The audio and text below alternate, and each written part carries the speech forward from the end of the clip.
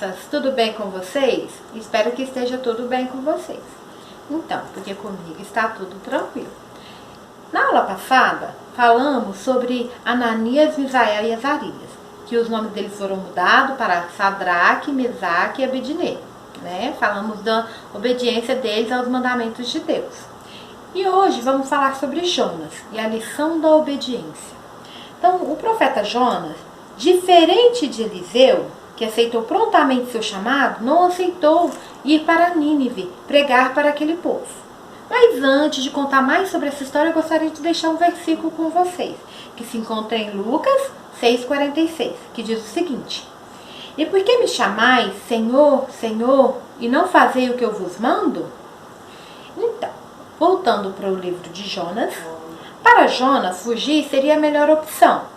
Ele ainda não sabia que o melhor a fazer seria aceitar e fazer a vontade de Deus, né? Ele tinha uma missão a cumprir. Deus tinha dado uma missão a ele e ele tentou fugir. E qual missão que era essa? A missão que Deus deu para Jonas foi para ir a Nínive, pregar para aquele povo, né? Mas Jonas tentou fugir para Tarsis em um navio. Então, desobedecendo à vontade de Deus, né? Jonas pensou que poderia se esconder de Deus, mas não podia. Mesmo seguindo na direção contrária do que Deus havia mandado, Jonas desceu até Jope, comprou uma passagem e embarcou para Tarsis em direção à Espanha. E Nínive ficava do outro lado, em direção ao nordeste da Palestina. Ele jamais poderia imaginar que Deus enviaria uma tempestade, com muitos ventos no mar. A tempestade fora tão forte que o navio corria o risco de partir ao meio, deixando os marinheiros com muito medo mesmo. E gritavam, cada um pedindo socorro ao seu Deus. Jonas dormia tranquilamente, profundamente no porão do navio, quando foi acordado pelos marinheiros, o capitão, e culpado pela tempestade. Então, decidiu pedir que os marinheiros o jogassem ao mar, porque ele viu que era Deus, né? Porque ele tentou fugir da vontade de Deus. Mas, em vez disso, os homens remaram incansavelmente. Porém, a fúria do mar não cessava de maneira nenhuma. Foi quando os marinheiros pediram que não lhes fossem imputados a morte do profeta Jonas. E o jogaram no mar. E logo o mar se acalmou. Assim que os marinheiros jogaram Jonas ao mar, o mar já se acalmou, a tempestade passou, cessou, de repente, né? Então, Deus ordenou que um peixe grande, a Bíblia diz que é um peixe grande, engolisse Jonas, onde ficou por 3 dias e 3 noites, né? Dentro da barriga do peixe grande, no ventre dele. Jonas orou a Deus e Deus o livrou, né? De dentro daquele peixe. Então, gente, crianças, Deus precisava levar o profeta Jonas à obediência. Mostrar para ele que ele tinha que ser obediente, né? Que aquela cidade, aquele povo precisava dele para levar, né, a palavra de Deus. Então, ele tinha que cumprir a sua missão. Ele teve uma segunda chance. Às vezes desobedecemos a Deus e Ele nos permite passar por provações, até que tomemos consciência da desobediência. Quando ganhamos uma segunda chance.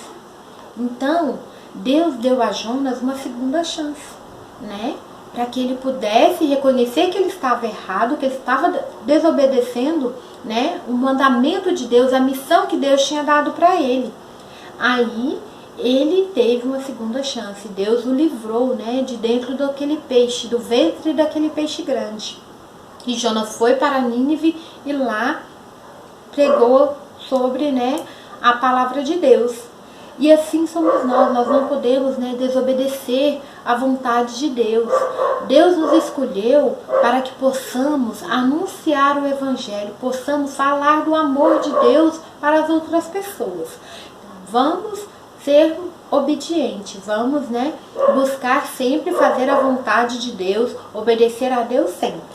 É isso que eu queria deixar para vocês, sobre a lição sobre Jonas. Né, a obediência, a desobediência e a obediência logo em seguida, porque ele teve uma segunda chance de obedecer a missão que Deus tinha dado a ele de pregar ao povo de Nínive. Então era isso que eu tinha para deixar para vocês. Espero que vocês tenham aprendido alguma coisa, que vocês tenham curiosidade, desejo de estar buscando mais a palavra de Deus e de estar lendo, orando, né, sempre falando com Deus. Eu vou orar agora com vocês para a gente encerrar. Vamos orar? Todo mundo de olhinho fechado. Vamos orar. Senhor, graças te dou por tudo que o Senhor tem feito em nossas vidas.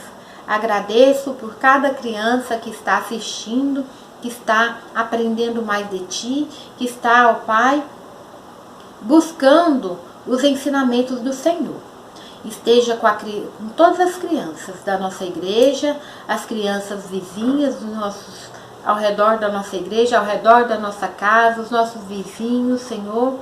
Esteja abençoando cada criança. Esteja também com seus familiares, abençoando eles, dando ao Pai a providência de dentro de casa, Senhor, que nada venha faltar, o alimento, nada, a saúde, em cada lar, Senhor. Obrigado por tudo, esteja conosco, esteja com os nossos irmãos em Cristo, os nossos jovens, os adolescentes, os nossos idosos, todos os nossos irmãos em Cristo. Obrigado por tudo que o Senhor tem feito, por tudo que o Senhor tem nos ensinado a cada dia.